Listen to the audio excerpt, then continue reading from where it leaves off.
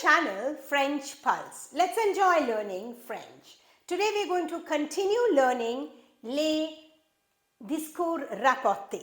How to change interrogative sentences from direct to indirect speech. This is part 3. To understand this part, you must go through part 1 and part 2. So, phrase interrogative, there are 3 kinds that we are going to learn. Phrase interrogative simple, les adverbes interrogatifs et le pronom interrogatif. But today we are going to deal with only les phrases interrogatives simples. So let's see the steps involved in changing from direct to indirect in phrase interrogative simple. For our convenience, we'll name it as type A. That is just for our convenience so that we can refer to the 3 as type A, B and C. So this is, we call it type A for our convenience. Now here to change from direct to indirect when we have esker or inversion, we need to write out the main clause, join the main clause and the subordinate clause by removing the quotes as well as the colon and joining it with C plus the subordinate clause. And so we are going to drop esker or inversion. We're going to change the subject pronoun, the verb, the possessive adjective, etc. Change pronouns, direct and indirect pronouns according to who's talking to whom in the main clause. Now when we see some examples, we'll understand this better. Let's look at a few examples to understand this better. So here we go. Mon père me demande, est-ce que tu vas chez ton cousin? We are using esker. Or it could also be with inversion, the same thing. Mon père me demande, vas-tu chez ton cousin?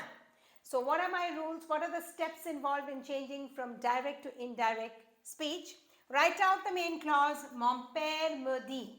Remove esker and inversion. Join the main clause with the subordinate clause using C.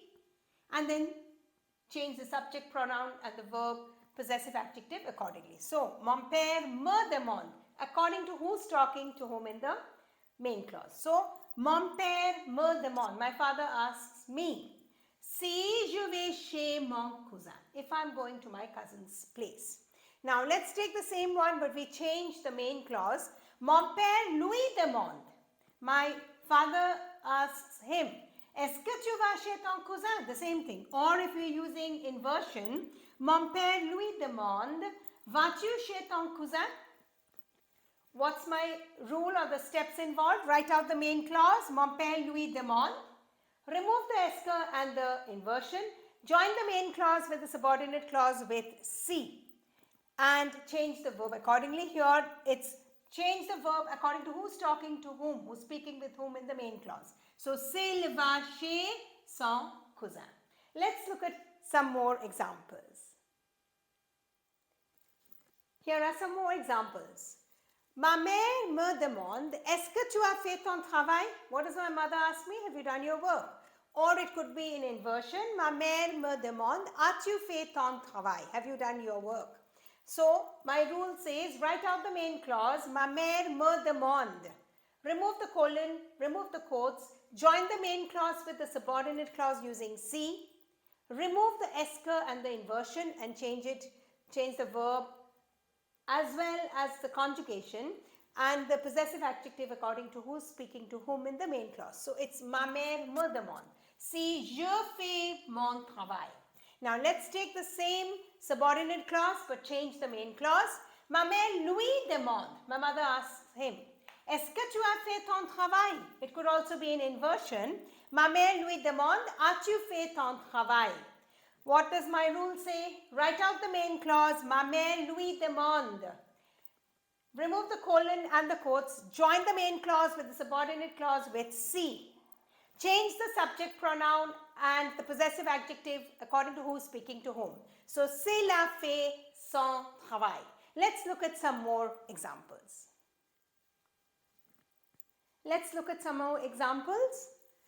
Mon ami me demande, peux-tu m'attendre devant le magasin? So, my main clause is mon ami me demande. Remove the inversion. Join the sentence using si. Change the subject pronoun to who's speaking to whom. Mon ami me demande. So, je peux attendre if I can wait for him in front of the shop. So, attendre takes direct object. So, L apostrophe. So, the answer is mon ami me demande si je peux l'attendre devant le magasin. Let's take another example. The same sentence, but let's change the main clause. Mon ami Louis demande, peux-tu m'attendre devant le magasin? Can you wait for me in front of the shop? Mon ami Louis demande. So write out the main clause, remove the colon and the quotes, remove the inversion, join the sentence using si, and change the subject pronoun according to who's speaking to whom in the main clause. So mon ami Louis demande, s'il peut l'attendre devant le magasin. So here you can see the difference because of the main clause who's speaking to whom. Let's look at another example. Pauline Louis demande, peux-tu m'envoyer le message? Can you send me the message? Pauline Louis demande, s'il peut lui envoyer le message. So here what do we have here? Main clause is Pauline Louis demande. So write out the main clause. Remove the colon and the quotes. Join the main clause and the subordinate clause with si. Remove the inversion. And then check the main clause who's speaking to whom. Remember, when it's a name given here, you don't change it. It remains the same.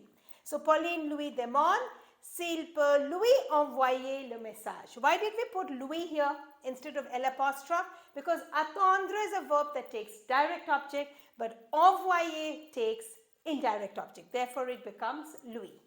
I hope you have understood how to change from direct to indirect speech in simple interrogative sentences. Click the link in the description box for exercises on the same.